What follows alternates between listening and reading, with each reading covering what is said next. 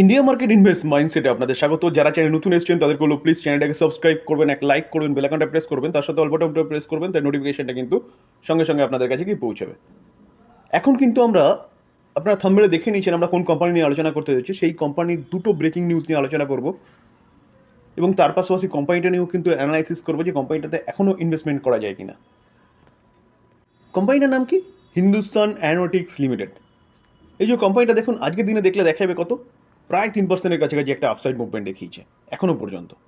আমরা যদি 5 দিনের চার্ট প্যাটার্ন দেখি, দেখুন 5 দিনে দেখলে দেখা যাবে কোম্পানিটা কিন্তু 10%-এর কাছাকাছি, 10%-এর উপরে একটা আপসাইড মুভমেন্ট দেখিয়েছে।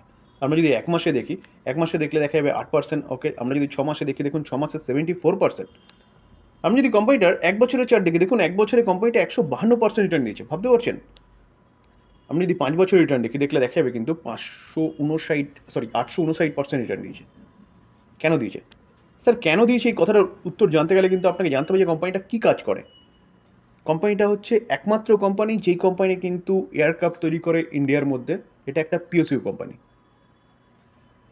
এয়ারক্রাফট তৈরি করে তেজাস। তো কন্টিনিউয়াসলি কিন্তু আপগ্রেডেড ভার্সন তারা তৈরি করছে। তার পাশাপাশি হেলিকপ্টার বলুন, ডিফেন্স সেগমেন্টে ড্রোন বলুন, এয়ারক্রাফট বা হেলিকপ্টারের পার্টস প্রোভাইড করা বলুন, মেনটেন্যান্সের কাজ বলুন, সব কিন্তু এই কোম্পানিটা করে। এই কোম্পানিটা কিন্তু এখন নতুন দুটো সেগমেন্টে এন্ট্রি করতে চলেছে, সেই নিয়ে কিন্তু খবর পাওয়া যাচ্ছে, যার জন্য কোম্পানিটা এত ভালো পারফরমেন্স করছে। আর মোটামুটি আমরা দেখলাম 5 বছরে 859% রিটার্ন দিয়েছে। তো চলুন আমরা দেখে নিই যে কোম্পানিটা কোন দুটো নতুন সেগমেন্টে এন্ট্রি করতে চলেছে। চলুন যাওয়া যাক। এটা কবের ঘটনা দেখুন, পাবলিশ হয়েছে 31শে মার্চ 2024, অর্থাৎ গতকালকের ঘটনা। কি নিউজটা পাওয়া যাচ্ছে? নিউজটা পাওয়া যাচ্ছে দেখুন, India UAE collaboration on drone, অর্থাৎ ইউএই ইডিজিই গ্রুপ তার সাথে কিন্তু পার্টনারশিপ করেছে কে? এইচএল। এটা কিন্তু অফিসিয়ালি খবর। এবার কথা হচ্ছে, আপনারা বলতে পারেন স্যার এটা আবার নতুন কি ব্যাপার আছে? ড্রোন সেগমেন্টে তো ভারতের প্রচুর কোম্পানি, প্রাইভেট কোম্পানি রয়েছে যারা ড্রোন তৈরি করছে। দেখুন স্যার, ড্রোনের মধ্যে কিন্তু ডিফারেন্স রয়েছে। কীরকম? এই যে ড্রোনটা নিয়ে এখন কথাবার্তা চলছে বা কাজ শুরু হবে, এই ড্রোনটা কিন্তু ডিফেন্সে ব্যবহার হবে। বিভিন্ন যুদ্ধক্ষেত্রে যেসব ড্রোনগুলো ব্যবহার হয় সেই ড্রোনগুলো কিন্তু তৈরি করা যায়। অর্থাৎ এই ড্রোনটা কিন্তু মিসাইল ক্যারি করতে পারবে, বোম ক্যারি করতে পারবে।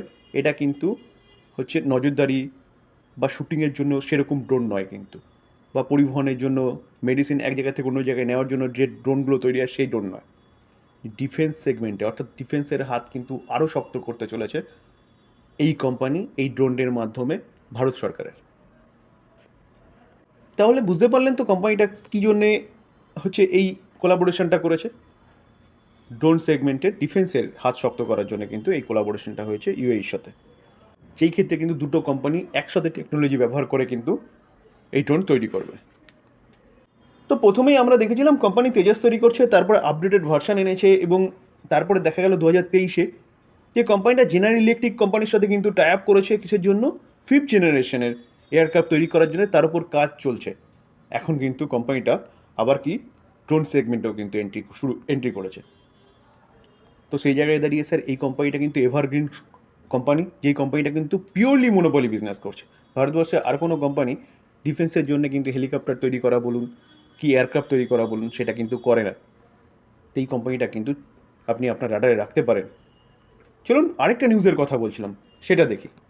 দেখুন এই আর্টিকেল দেখলে দেখতে পারবেন যে HL plan to explore joint collaboration of medium transport aircraft.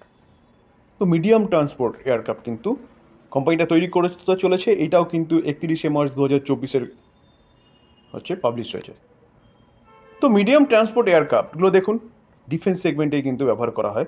যে এয়ারক্রাফটগুলো ধরুন আমাদের যে ডিফেন্সের জওয়ানরা থাকে, তো তাদেরকে কিন্তু পরিবহনের কাজ করে, অর্থাৎ যুদ্ধক্ষেত্রে এক জায়গা থেকে আরেক জায়গায় বিভিন্ন ইকুইপমেন্ট বলুন, বিভিন্ন জওয়ানদের নিয়ে যাওয়া বলুন, সেই ক্ষেত্রে কিন্তু এই মিডিয়াম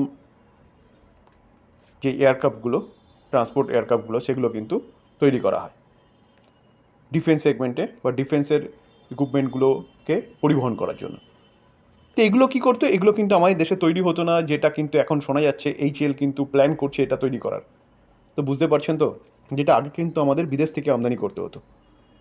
মিডিয়াম ট্রান্সপোর্ট এয়ারক্রাফট। তো সেই জায়গায় দাঁড়িয়ে কিন্তু কোম্পানি যে বললাম যে দুটো সেগমেন্টে নতুন বিজনেস শুরু করতে চলেছে, এই দুটো সেগমেন্টে কিন্তু, যেটা ড্রোন এবং মিডিয়াম ট্রান্সপোর্ট এয়ারক্রাফট। তো সেই জায়গায় দাঁড়িয়ে কিন্তু স্যার এই যে কোম্পানিটা এইচএল, এই কোম্পানিটা কিন্তু আপনি অবশ্যই আপনার রাডারে রাখতে পারেন। তো স্যার বিজনেস তো ওয়েল অ্যান্ড গুড, কোম্পানি কিন্তু জাস্ট হচ্ছে বলতে পারেন তার উড়ান ভরেছে, অর্থাৎ উঠতে শুরু করেছে। তো এই কোম্পানিটা এখন দেখছেন না 3413-তে চলছে। তো এই কোম্পানিটা কিন্তু বহুত দূর পর্যন্ত যেতে পারে। এটা কিন্তু 2 থেকে 3 বছরের মধ্যে 10,000-ও ক্রস করে ফেলবে, ঠিক আছে, কারণ কোম্পানির বিজনেসই কিন্তু সেরকম। তো আজকের দিনে আরেকটা ব্রেকিং নিউজ নিয়ে কিন্তু এখনই পাওয়া যাচ্ছে, যেটা কিন্তু আমি ভিডিও তৈরি করতে করতে কিন্তু পেলাম। তো ব্রেকিং নিউজটা কি দেখুন, এই যে কোম্পানি হিন্দুস্তান এরোনটিক লিমিটেড আজকে 52 খাই মেরেছে। কিসের জন্য? আজকে 52 খাই মেরেছে কিন্তু একটা লার্জ অর্ডার পেয়েছে কার কাছ থেকে? কোচিন শিপইয়ার্ড থেকে। কত টাকা? 1173 করোড় টাকা। এটা কিন্তু আজকের নিউজ, দেখুন 1 এপ্রিল 2024। তো সেই জায়গায় দাঁড়িয়ে কোচিন শিপইয়ার্ড থেকে কিন্তু এই অর্ডারটা এসছে এইচএলের কাছে। দেখুন এই যে অর্ডারটা এসছে সেটা কী পারপাস?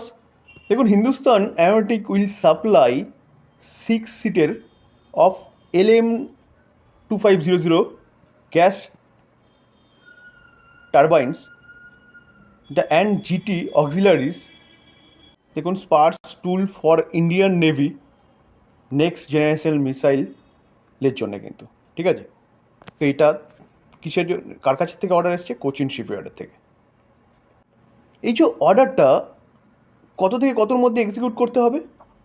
FY26 থেকে 29-এর মধ্যে কিন্তু এইচএলকে এই অর্ডারটা এক্সিকিউট করতে হবে। দেখুন অ্যানালিটিক্সটা কী বলছে, তারা বলছে যে এই যে কোম্পানিটা অর্থাৎ এইচএল বা হিন্দুস্তান এরোনটিক লিমিটেড কামিং ইয়ারগুলোতে কিন্তু রেভিনিউ অনেক বাড়বে, ভেরি গুড হবে, অর্থাৎ অনেক বাড়বে। কেন বাড়বে? কারণ কোম্পানি যে অর্ডারগুলো প্রিভিয়াস পেয়েছে সেই অর্ডারগুলোর কিন্তু এখন কী করছে? সাপ্লাই দিচ্ছে। দেখুন এই যে এইচএল পিএসইউ কোম্পানিটা, এই কোম্পানিটা কিন্তু 2021-এ কত 48,000 করোড় একটা অর্ডার পেয়েছিল, ঠিক আছে, ভারতীয় ডিফেন্স থেকে, এয়ারফোর্স থেকে, যেখানে 83 LCA MK1 এয়ারক্রাফট দেওয়ার কথা ছিল। কত? 2029-এর মধ্যে কিন্তু ডেলিভারি দেওয়ার কথা রয়েছে, যেটা কিন্তু ডেলিভার করেছে ফার্স্ট এয়ারক্রাফট ইন্ডিয়ান এয়ারফোর্সকে বেঙ্গালুরুতে। এটা কবেকার ঘটনা? এটা কিন্তু জাস্ট বলতে পারেন 28শে মার্চ 2024, যেটা কিন্তু উড়ান ভরেছে। তো সেই জায়গায় দাঁড়িয়ে স্যার এই যে কোম্পানিটা না, এই কোম্পানির বিজনেস কিন্তু ওয়েল অ্যান্ড গুড। কোম্পানিটা মনোপলি বিজনেস করছে, একের পর এক বিজনেস কিন্তু বাড়াচ্ছে, যেটা কিন্তু ভবিষ্যতেও চলবে। কারণ ডিফেন্সের ক্ষেত্রে কিন্তু প্রতি কটা দেশ আস্তে আস্তে কিন্তু অনেক অ্যাডভান্স হয়ে যাচ্ছে। তো দেশের থেকে তো কোম্পানি অর্ডার পাচ্ছে, এবং আস্তে আস্তে যদি বিদেশ থেকেও অর্ডার আসতে শুরু করে, তাহলে কিন্তু এই কোম্পানিটাকে ধরা খুব মুশকিল হয়ে যাবে। তখন আর ওই 2-3 বছর না, আরও তাড়াতাড়ি কিন্তু কোম্পানিটা হচ্ছে 10,000 পর্যন্ত কিন্তু ক্রস করতে পারে, যদি না কোম্পানি স্প্লিট বা বোনাস দেয়। কারণ আগামী দিনে যত হচ্ছে কোম্পানির অর্ডারটা ফুলফিল করবে, অর্থাৎ অর্ডার তো আগে পেয়েই গেছে, যত অর্ডারটা ফুলফিল করবে মিন্স যত অর্ডারটা ওরা সাপ্লাই দেবে, তত কিন্তু কোম্পানির ঘরে টাকা ঢুকবে এবং কোম্পানির কিন্তু পিএনএল কিন্তু বাড়তে থাকবে। আমরা যদি কোম্পানিটা রিজার্ভ দেখি, দেখুন 11,700, 12,800, 12,800টা কত এসছে? 15,000, 15,000টা কত এসছে? 18,900, 23,100। তো কোম্পানি কিন্তু কন্টিনিউয়াসলি তার রিজার্ভ বাড়াচ্ছে। Long term borrowing, long term কিন্তু কোম্পানিটার কাছে কোনো রকম কোনো বোরো নেই। শর্ট টার্ম বোরোয়িংও কিন্তু কোম্পানিটার কাছে কিচ্ছু নেই। আমরা যদি ক্যাশ অ্যান্ড ক্যাশ ইকুইভ্যালেন্ট দেখি, দেখুন 20,306 করোড় মতন ক্যাশও রয়েছে কোম্পানির কাছে। তো ব্যালেন্স শিট কিন্তু 5 স্টার ব্যালেন্স শিট। আমরা যদি রেভিনিউ দেখি, দেখুন 5 বছর আগে 20,300, 21,700, 21,700টা কোথায় এসছে? 23,100, 25,600, 25,600টা কিন্তু 28,500। তাহলে কোম্পানি কিন্তু কন্টিনিউয়াসলি তার বিজনেসটাকে বাড়াচ্ছে, ভবিষ্যতে আরও বাড়বে, কারণ কোম্পানি তার অর্ডারটা কিন্তু এখন ফুলফিল করছে। অর্থাৎ কোম্পানির যে পেমেন্টটা সেটা কিন্তু অর্ডার ফুলফিল করার পরেই কিন্তু পাবে। তো এই জায়গায় দাঁড়িয়ে কিন্তু ভবিষ্যতে রেভিনিউ আরও বাড়বে, ভবিষ্যতে কোম্পানির প্রফিটেবিলিটি কিন্তু আরও বাড়বে। আমরা যদি কোম্পানির প্রফিট দেখি, দেখুন প্রফিট দেখলে দেখা যাবে কত? 2300, 2800, 3200। 3200টা কোথায় এসছে? দেখুন 3200টা 5,000, 5,800। তো কোম্পানি রেভিনিউ বাড়ানোর সঙ্গে সঙ্গে কিন্তু প্রফিটেবিলিটি কন্টিনিউয়াসলি বাড়ছে। আমরা যদি শেয়ার হোল্ডিং প্যাটার্ন দেখি, দেখুন ডিসেম্বর 2023 প্রোমোটার 71.6%, এফআইএস প্রায় 13%, ডিআইএস কিন্তু 9%, এবং পাবলিক কতটা, পাবলিক হচ্ছে অনলি ফর 6.3%। এফআইএস ডিআইএস এবং প্রোমোটার মিলে কতটা স্টেক হোল্ড করছে বলতে পারেন 93.5%-এর বেশি স্টেক হোল্ড করছে। আমরা যদি ইনস্টিটিউশন ইনভেস্টর দেখি, দেখুন ইনস্টিটিউশন ইনভেস্টর দেখলে দেখা যায় মিউচুয়াল ফান্ড 6.69%, 33টা মিউচুয়াল ফান্ড রয়েছে। এইচডিএফসি একাই কিন্তু 3.43% স্টেক হোল্ড করছে। ফরেন ইনস্টিটিউশন ইনভেস্টর বা ফরেন পোর্টফোলিও ইনভেস্টর যারা আছেন তারা 12.02%, 578টা ফরেন পোর্টফোলিও ইনভেস্টর রয়েছে। গভর্নমেন্ট অফ সিঙ্গাপুর কতটা 1.04% স্টেক হোল্ড করছে এবং ইন্স্যুরেন্স কোম্পানি 1.94%, 16টা ইন্স্যুরেন্স কোম্পানি রয়েছে। এলআইসি একাই কিন্তু 1.59% স্টেক হোল্ড করছে। তো এতটা ইন্স্যুরেন্স কোম্পানি, এতটা ফরেন পোর্টফোলিও ইনভেস্টার, এতটা ডোমেস্টিক ইনস্টিটিউশন ইনভেস্টার বা মিউচুয়াল ফান্ড রয়েছে কেন? স্যার কোম্পানি সেরকম বিজনেস করছে এবং ভবিষ্যতে কিন্তু কোম্পানিটার বিজনেসের আরও বাড়ার স্কোপ রয়েছে। তার জন্যে কিন্তু কোম্পানিটা এত ভালো পারফরমেন্স করছে এবং এত institution investor continuously company profit generate করছে, রিজার্ভ বাড়ছে, অর্ডার পাচ্ছে, গভর্নমেন্ট তৎপর অর্ডার দেওয়ার জন্যে। রিসেন্টলি আমরা দেখেছিলাম সম্ভবত ডিসেম্বরের দিকেই যে কোম্পানিটা কিন্তু অর্ডার পাস হয়ে রয়েছে, কারণ মিগ সিরিজের যেসব বিমানগুলো রয়েছে সেই বিমানগুলো কিন্তু রিটায়ারমেন্টে পাঠানো হবে, তার পরিবর্তে কিন্তু এইচএলের কাছ থেকে অর্ডার আসবে, অলরেডি কিন্তু পাস হয়ে রয়েছে। তো গভর্নমেন্টের ইলেকশন চেঞ্জ হয়ে গেলে কিন্তু আশা করা যায় সেই অর্ডার পাবে। তো এই কোম্পানিটা কিন্তু বুঝতেই পারছেন কী হবে।